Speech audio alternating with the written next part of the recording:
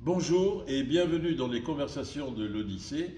Aujourd'hui, la conversation numéro 12 et nous avons le plaisir, l'honneur et le bonheur d'accueillir aujourd'hui Jeanne Barzéguian. Chère Jeanne, bonjour, bienvenue et merci nous avoir fait l'amitié et l'honneur de votre présence. Bonjour, merci de l'invitation. Voilà. Moi aussi, ravie d'être avec vous. Eh bien, l'Odyssée, vous êtes chez vous. Et ce que je veux dire pour éviter toute ambiguïté, c'est que vous êtes la troisième, puisqu'on a invité aussi les autres candidats pour le deuxième tour des élections municipales. Et c'est dans l'ordre d'arrivée à l'Odyssée qu'ils ont été diffusés. Donc aujourd'hui, nous sommes le jeudi 18 juin. Et je croise les doigts, s'il n'y a aucun problème technique, il ne devrait pas y en avoir. La conversation avec Jeanne Barzéguian sera donc diffusée sur notre chaîne YouTube de l'Odyssée. Que vous pourrez consulter ou sur notre site cinémaodyssée.com ou sur nos pages Facebook à partir de vendredi 19 juin. Mais aujourd'hui, après l'appel du 18 juin, c'est la conversation du 18 juin avec qui? Avec Jeanne Barzéguian. Alors, chère Jeanne, d'abord, comme je l'ai dit pour tout le monde, tous mes voeux et nos voeux de succès, que là où le meilleur gagne, mais je vous souhaite le meilleur possible pour vous.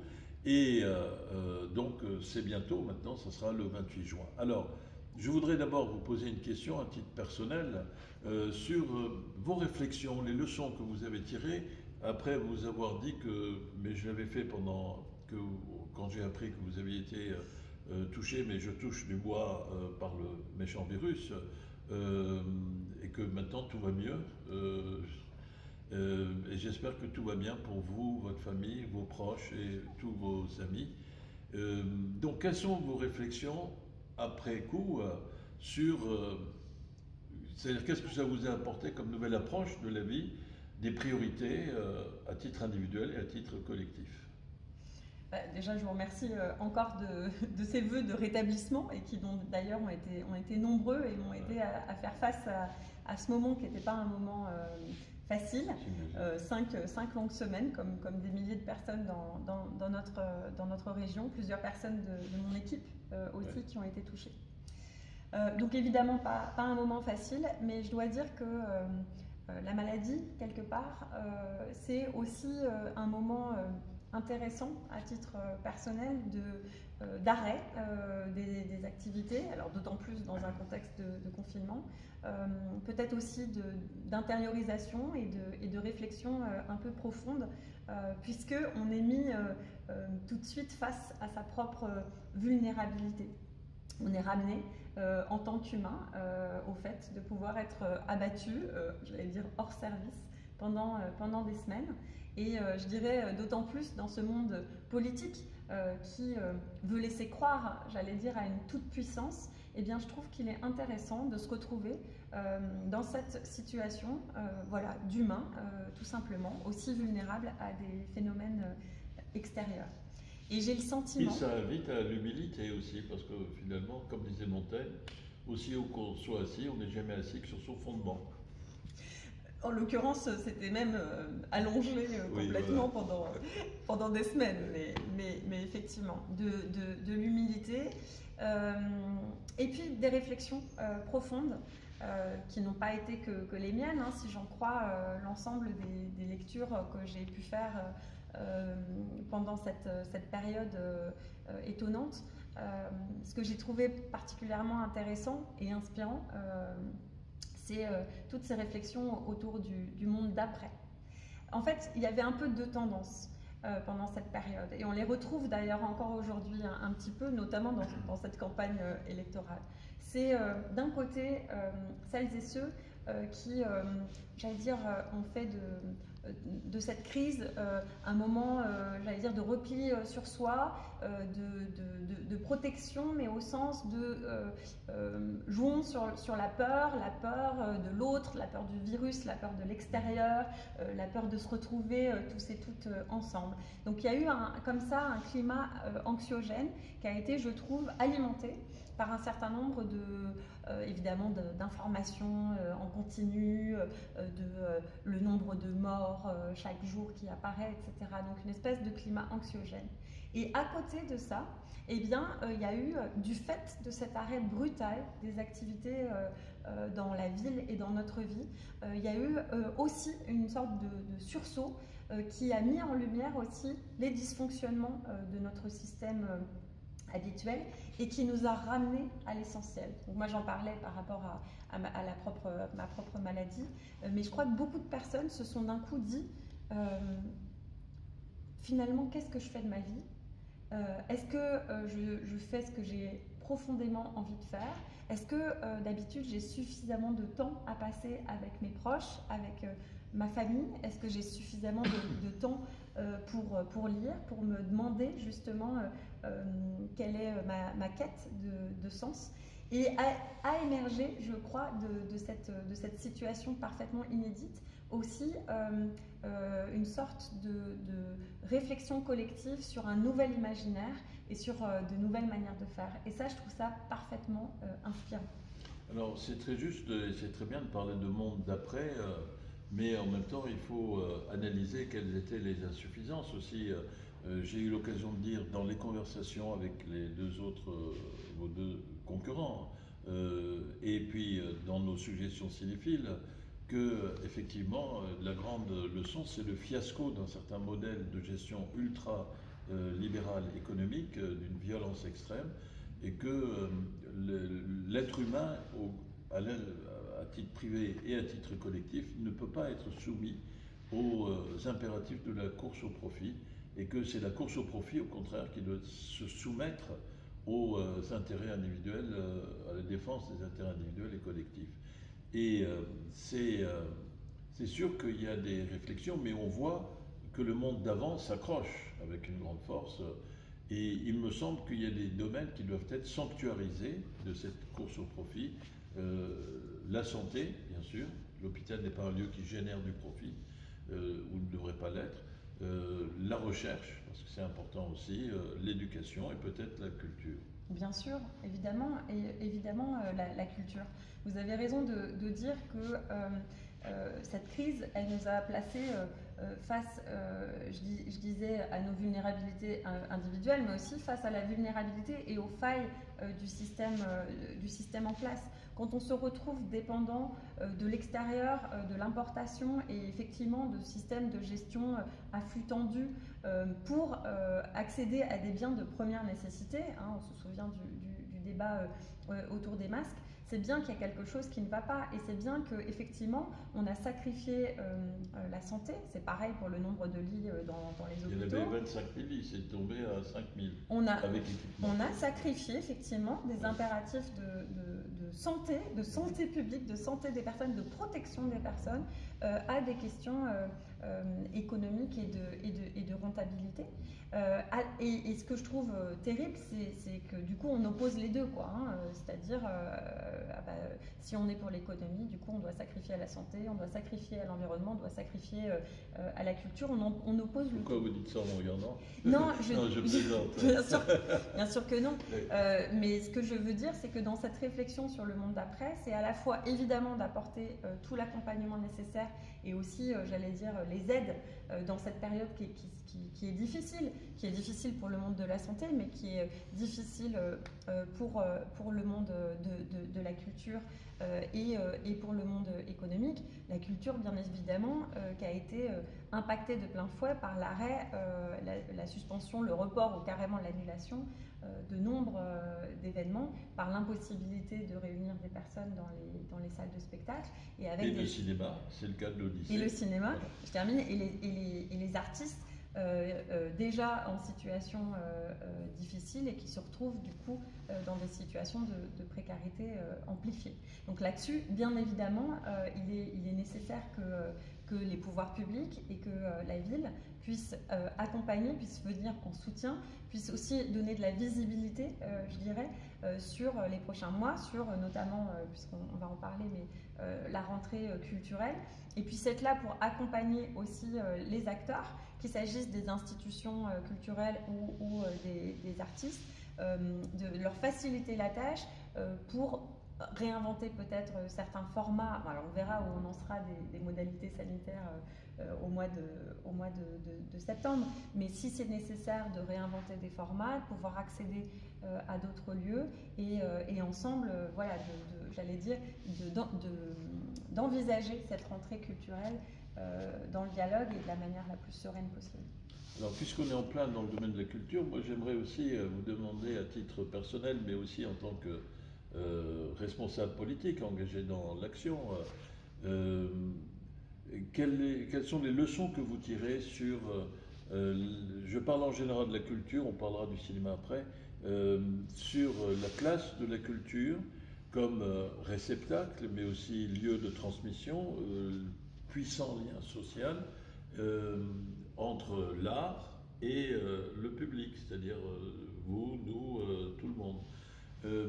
Est-ce qu'il y a lieu peut-être d'envisager non seulement la poursuite enfin la façon que ça avait de fonctionner avant, et est-ce qu'il y a des choses nouvelles qu'on pourrait rajouter dans le monde d'après, pour que le monde d'après ne soit pas uniquement la reconduction du monde d'avant, avec tous ses défauts?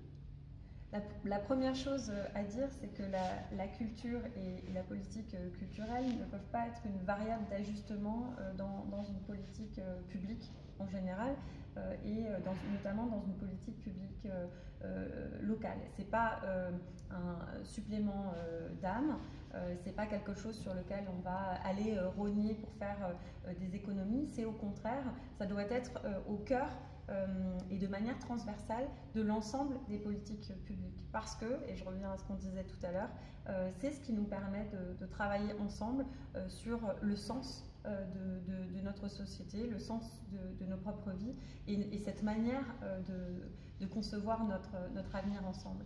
Donc cette culture, elle doit irriguer et inspirer l'ensemble des politiques publiques municipales. Vous parliez d'éducation tout à l'heure, bien évidemment, mais aussi, j'allais dire, dans la transformation de notre tissu urbain. Je suis convaincue qu'on n'a pas été assez loin aujourd'hui dans le fait de décloisonner les différents secteurs. On va se dire, ah oui, alors l'urbanisme, c'est, j'allais dire, je fais vite, hein, je caricature, c'est les promoteurs, c'est les architectes, c'est les entreprises du BTP. Non, l'urbanisme, ça signifie la manière de concevoir la ville, la manière de la transformer, la manière de la faire ensemble et de la faire vivre ensemble. Et donc, moi je souhaite très profondément que justement cette transformation du tissu urbain puisse s'appuyer sur toutes les initiatives culturelles et les propositions artistiques et culturelles qui viendront, j'allais dire, même modifier notre manière de percevoir et de vivre la ville. Donc ça passe aussi par une place de la culture dans l'espace public, notamment, plus important. Et quand je dis ça, je veux dire dans tous les quartiers de Strasbourg. C'est pas juste le fait de mettre, j'allais dire, des statues ou une œuvre au centre-ville. C'est la manière aussi de faire vivre la culture dans tous les quartiers de Strasbourg. Donc, ça peut être des concerts dans la rue, du spectacle vivant, ça peut être des performances de peinture, ça s'appelle des projections au balcon, des projections de films au balcon, comme ça a été le cas pendant la période de confinement. Et juste pour finir sur votre question, qu'est-ce qui doit changer? Pour moi, ce qui doit changer, c'est le lien et c'est la relation entre le monde culturel et artistique et la municipalité. C'est-à-dire, la ville n'est pas là pour donner des injonctions, elle n'est pas là pour faire à la place d'eux. Son rôle, c'est de faciliter les liens. D'inciter. C'est d'inciter, c'est d'accompagner, c'est de soutenir, c'est de favoriser. Et ça passe, je pense, d'abord par un changement de posture, c'est-à-dire une posture d'écoute, ce dialogue essentiel entre l'ensemble, avec les acteurs et entre l'ensemble des acteurs. C'est ce décloisonnement que j'appelle de mes voeux. Eh bien, je vous écoute avec beaucoup d'attention et d'intérêt, et je suis tout à fait d'accord. Alors, je me permets de vous dire, cher Jeanne, je vous ai souhaité le meilleur et que si c'est vous qui gagnez, eh bien, nous avons, nous, en tant qu'équipe de l'Odyssée, un projet en direction des quartiers. Parce qu'il y a une très belle phrase qui courait sur les murs en 68, ce qui désespère, ce n'est pas tant le désir insatisfait que la passion naissante confrontée avec le vide. Et je pense que les quartiers doivent aussi avoir des éléments d'auto-centrage, qui doivent être auto-centrés sur eux-mêmes, comme le faubourg dans le temps, il y avait le bistrot, l'église, bon, enfin. Bon. Et je pense que c'est important qu'il y ait des points d'ancrage d'activités culturelles.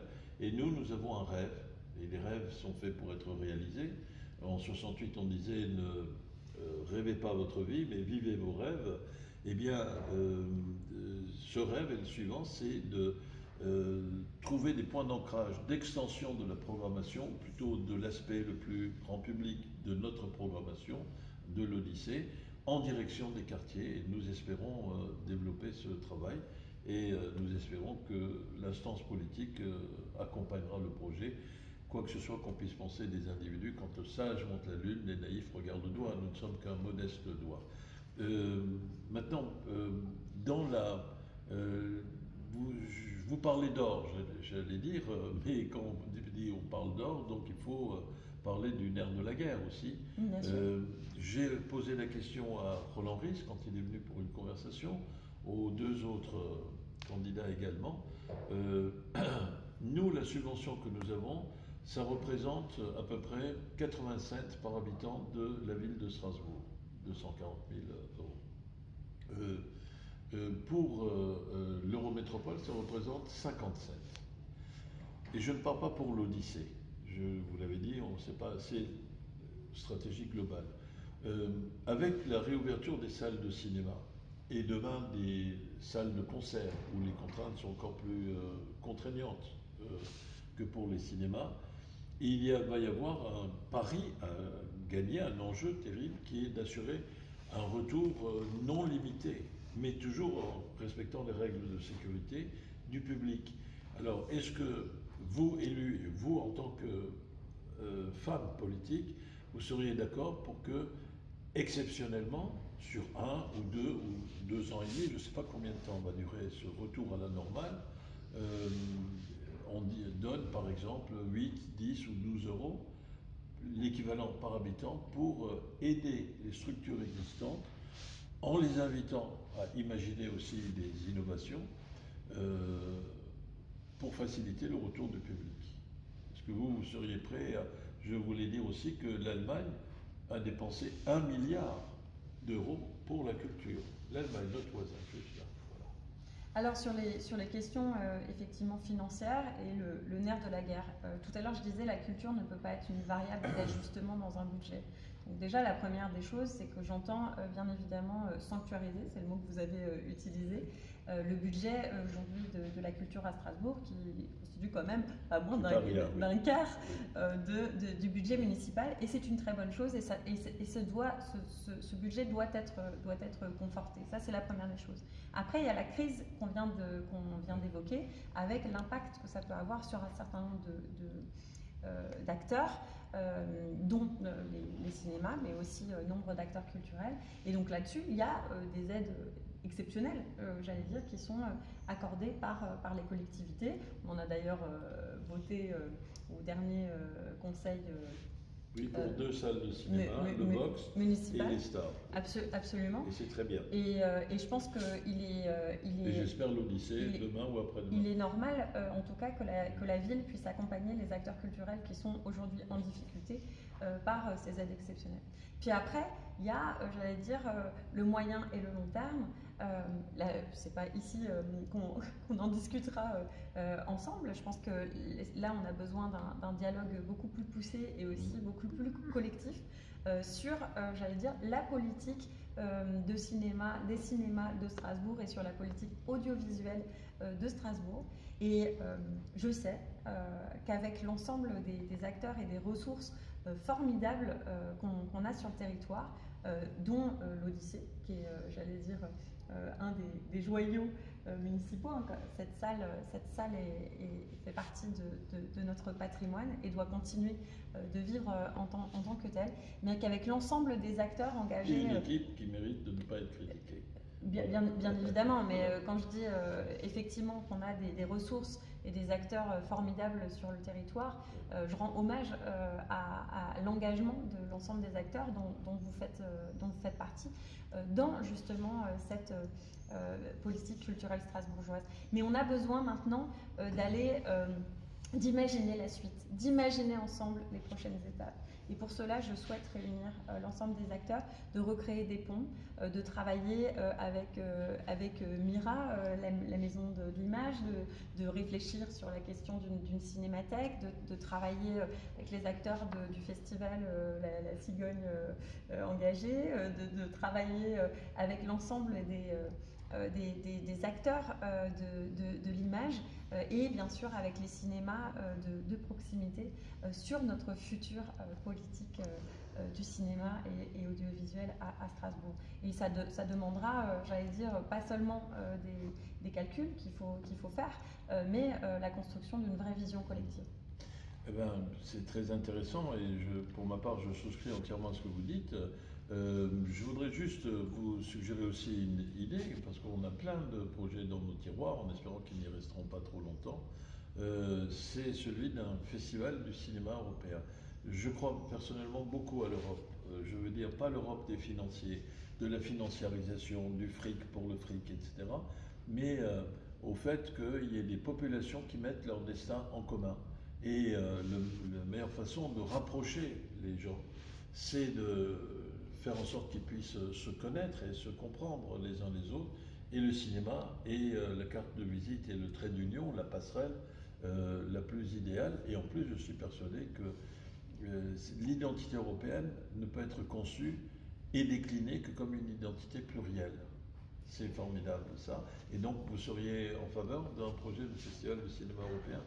Je suis tout à fait, vous connaissez mon engagement sur les questions européennes et sur la question de la citoyenneté européenne à Strasbourg. Et j'ai envie de faire le lien avec ce que vous disiez tout à l'heure sur la réappropriation par les quartiers de la culture. Pour moi, tout cela doit se mener ensemble, c'est-à-dire il y a l'échelle du quartier, il y a l'échelle de la ville, et puis il y a des dimensions effectivement plus larges. Et ce que je trouve intéressant, c'est de réinterroger notre citoyenneté par le prisme de ces différentes échelles. Quand on est à Strasbourg, chacun, chacune avec ses origines, son parcours de vie, son histoire.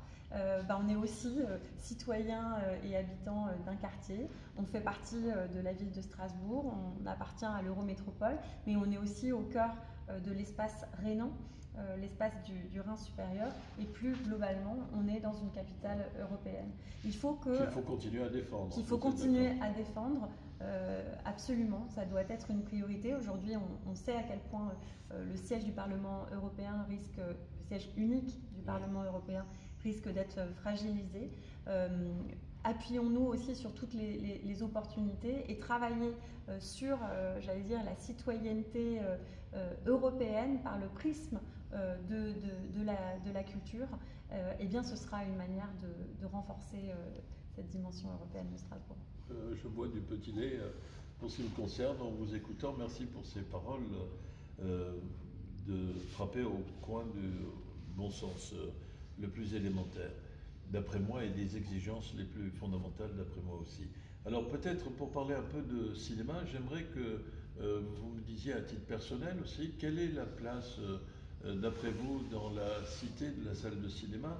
On a l'habitude de dire que ce qui est formidable dans la salle de cinéma, c'est que tout se donne à voir bigger than life, c'est-à-dire plus grand que dans la vie, et en même temps que on est seul, bien sûr, ou avec les amis avec lesquels on est arrivé, mais en même temps, on peut partager convivialement des émotions, on peut rire ensemble, pleurer ensemble, avoir des espoirs ensemble, se fâcher ensemble, avoir, je ne sais pas moi, de réfléchir ensemble.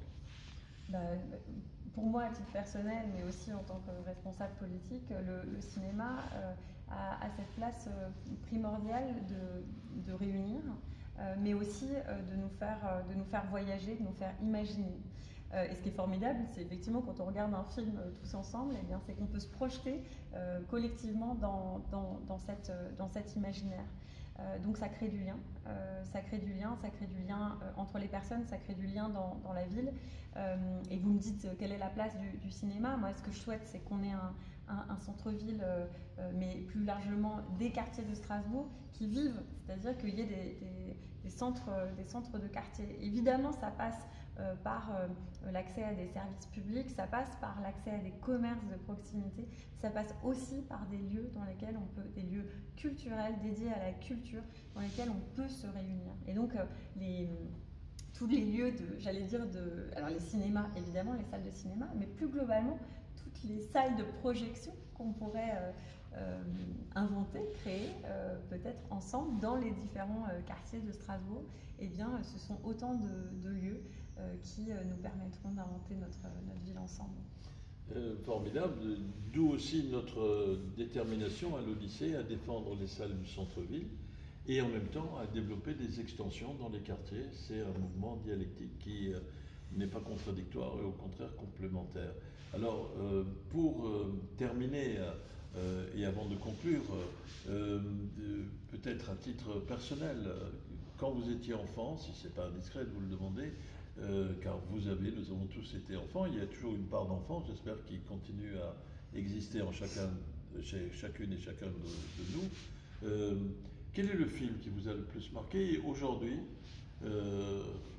venu à l'âge plus mûr qu'enfant, quel est ou quels sont les films qui, à vos yeux, enfin, vous ont fait respirer un peu différemment, vous ont impressionné? Je suis une grande fan de Wim Wenders et l'un de mes films préférés, c'est Les ailes du désir. Donc, vous montrez ici plusieurs fois, oui. Himmel über Berlin. Oui. C'est pour moi un film absolument magnifique. Bon, j'adore la ville de Berlin dans laquelle j'ai eu l'occasion de vivre, mais c'est ce Berlin où les anges entendent les paroles intérieures des enfants. Voilà. Des enfants et des Oui. adultes. Donc c'est du point de vue esthétique, ce film, à chaque fois que je le revois, je l'ai déjà vu des dizaines de fois, me bluffe par son esthétisme, par la poésie aussi qui était très présente dans ce film, les acteurs absolument magnifiques, et puis il y a une partie en noir et blanc, et puis il y a aussi cette